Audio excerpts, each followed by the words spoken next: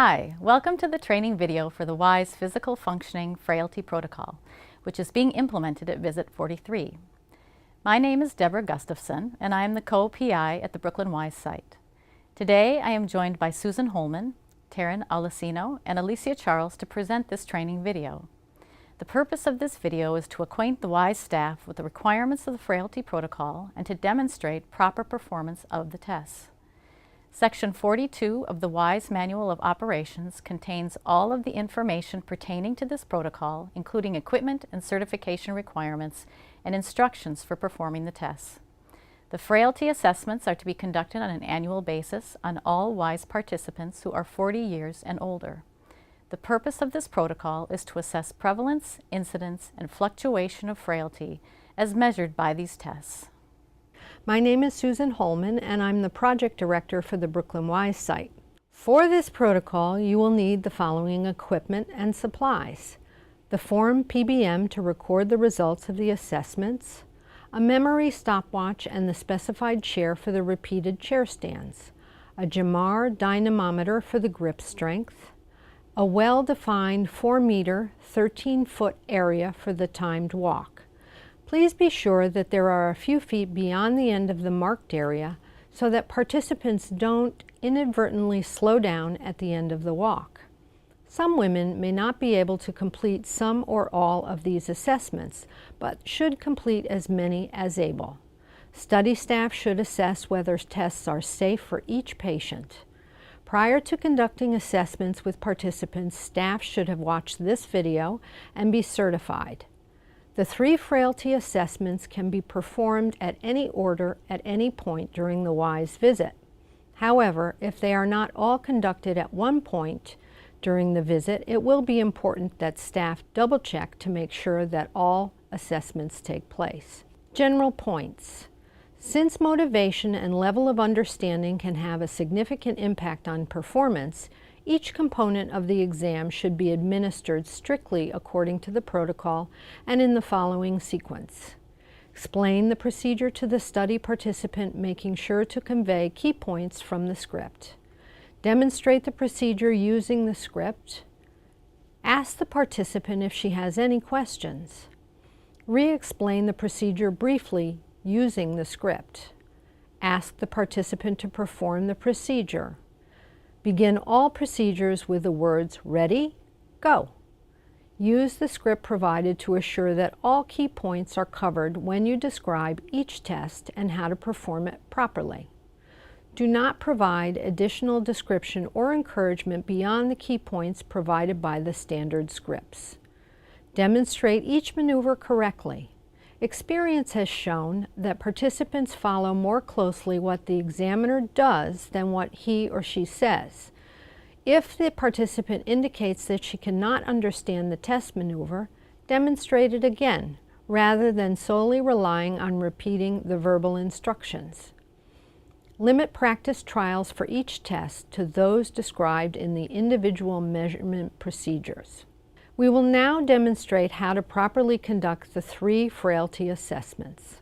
First, the repeated chair stands. This is a test of lower extremity strength in which the participant stands up from a seated position 10 times as quickly as possible.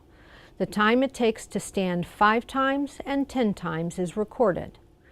Key points. Make sure you are using the standardized chair and that the back of the chair is against the wall. This test can be attempted if the participant can rise from the chair without having to help herself using arms. You should follow the script on the PBM form for this test. First you will explain the test, then you demonstrate it, and finally you begin the test.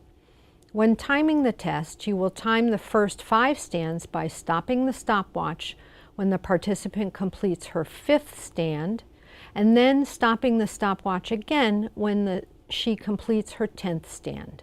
You will start timing as soon as you say go. Count 1, 2, 3, and so on as the participant stands up each time. After the participant stands up for the 5th time, glance at the time and depress the split button on the stopwatch. If the participant is unable to complete the chair stands correctly, in other words, not coming to a full stand, stop the procedure, repeat the demonstration, wait 1 minute, and begin the procedure again. If the participant stops before completing 5 stands, confirm that she cannot continue by asking, "Can you continue?" If she says yes, continue timing. Otherwise, the test is finished.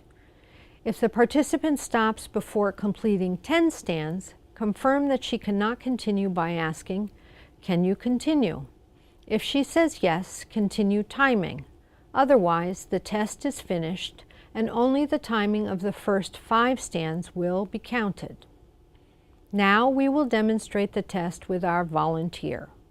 In this test, I want you to stand up 10 times as quickly as you can, keeping your arms folded across your chest. When you stand up, come to a full standing position each time, and when you sit down, sit all the way down each time. I will demonstrate.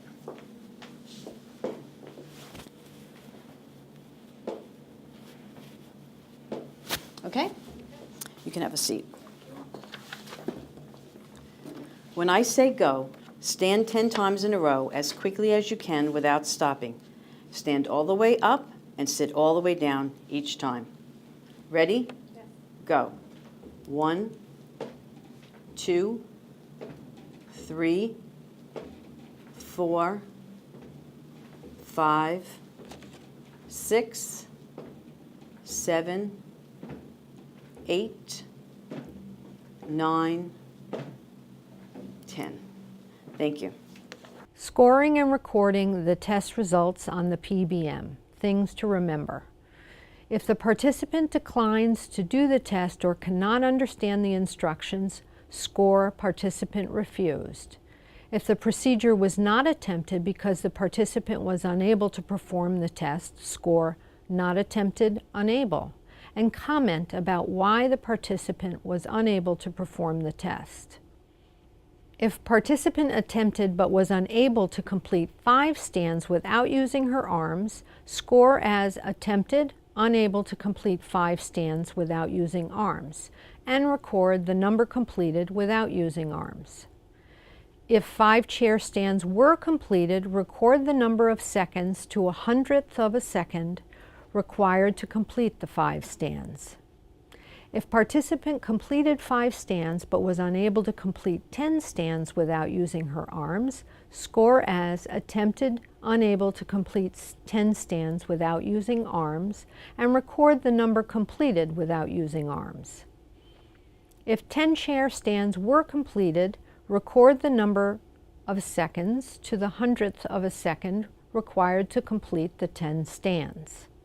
Now for the grip strength assessment. After explaining the test and demonstrating it, you'll repeat the examination 3 times in the participant's dominant hand. Participants with one or more of the following conditions that affect their dominant hand should not be tested. Acute flare-up in the wrist or hand, for example, of arthritis, tendonitis, or carpal tunnel syndrome. Less than 13 weeks after surgery for fusion, arthroplasty, tendon repair, or synovectomy of the upper extremity. If you have concerns that this test may exacerbate symptoms of heart disease, for example angina, the situation should be investigated. Ask the participant if she's currently having symptoms from heart problems. This does not necessarily exclude the participant from the grip strength test. Key points to remember. The dynamometer should be set at 2 strength for testing of all participants. This is the second rung from the base of the grip holder. The participant should be seated in an armless chair. Her elbow should be bent at a 90-degree angle. Don't allow the participant to squeeze the dynamometer before testing. You should coach the participant by saying squeeze, squeeze, squeeze, and while she is squeezing. The dynamometer should be read at eye level. Tell the participant to stop when you see the arrow starting to go down. Record the results of each trial before the next attempt. Record each attempt in kilograms. Round down to the nearest line on the dynamometer, which will always be an even number. Be sure to reset the dynamometer dial to 0 prior to each attempt. Now we will demonstrate the test with our volunteer. In this exercise, I'm going to use this instrument to measure the strength in your dominant hand. I will ask you a few questions first. Have you had a recent worsening of pain in your wrist or any acute flare-ups in your dominant hand? No. Do you think you could safely squeeze this as hard as you can with your dominant hand? Yes. Have you had surgery on your dominant hand or arms during the last 13 weeks? No. Okay, I'd like you to take your dominant arm, bend your elbow at a 90-degree angle, press your arm against your side, and grab the two pieces of metal together like this. When I say squeeze, squeeze as hard as you can. The two pieces of metal will not move, but I will be able to read the force of your grip on the dial. I will ask you to do this 3 times. If you feel any pain or discomfort, please tell me and we will stop.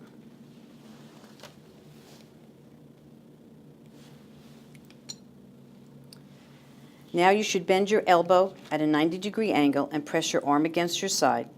Grip the two pieces of metal with your dominant hand. Your wrist should be straight. Ready? Yes. Go. Squeeze, squeeze, squeeze, squeeze, squeeze, squeeze. Stop.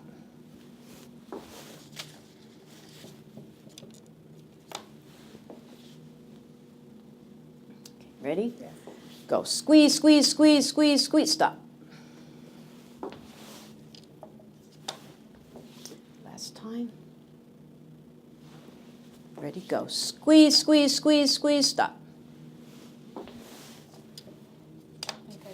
Thank you. Scoring and recording the test results on the PBM form. Points to remember. As noted previously, record the results in kilograms, rounding down to the nearest line on the dynamometer. If the participant did not attempt or complete the trial, record the reason. And finally, the 4-meter or 13-foot walk.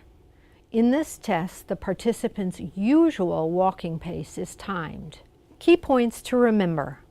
The walking course for this test should be marked out in advance with pieces of tape 4 meters apart in an unobstructed corridor long enough, ideally 7 to 8 meters, such that the participant won't inadvertently slow her pace because of a wall close to the end of the walk. Participants needing to use a walking aid or those with prosthetics are excluded from participation in the 4-meter walk. Participants should be asked to wear comfortable footwear, such as sneakers or comfortable walking shoes, and not footwear that impedes their walking, such as high heels. The participant's walking pace will be timed twice. The participant's toes should be just behind but not touching the starting line. Timing begins when you say go and ends when the participant's first foot is completely across the finish line. The examiner should walk alongside the participant to be able to offer support if needed. The participant will be allowed only 2 attempts at completing the measured walk unless there is an external influence that interrupted her during the walk. For example, if the participant trips on her own during the first attempt, it will be recorded as such on the data form, and she will then go on to perform her second attempt. However, if during either of her attempts she trips due to interference from another person, she may repeat that attempt. Now we will demonstrate the test with our volunteer. In this test, I would like you to walk at your usual pace from this line to the line at the end. Do you think you could do that? Yes. Good. Can you see the tape? Yes. Good. To do this test, place your feet with your toes behind but touching the line we start. I will time you. We will do this 2 times. Let me demonstrate what I want you to do.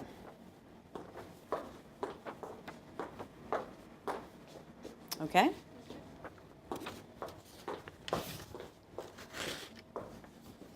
When I say ready, go, walk at your usual pace to the line at the end. I will walk with you. Ready? Yes. Go. Good. Okay, we're going to do it again. Ready? Go. Great. Thank you. Scoring and recording the test results on the PBM. Points to remember. Record the time in seconds of the 2 trials, rounded to the first decimal point on the PBM form. If the participant did not attempt or complete the trial, record the reason. This completes the WISE Physical Functioning Frailty Protocol training video. Thank you for your attention.